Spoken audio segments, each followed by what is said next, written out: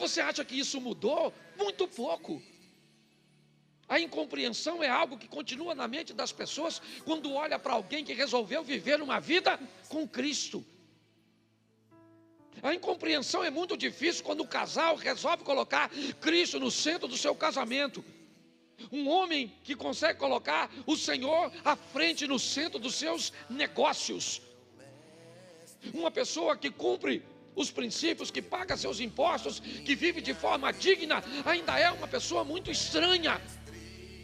Ela é estranha porque se veste de uma maneira esquisita. Não quer mostrar o que a maioria das pessoas mostram, não pensam do jeito. O mundo mudou muito pouco. No que diz respeito à tecnologia, muito. Porque o mundo físico e emocional mudou muito, mas o mundo espiritual continua do mesmo jeito que começou. Ele não muda. E é assim que funciona.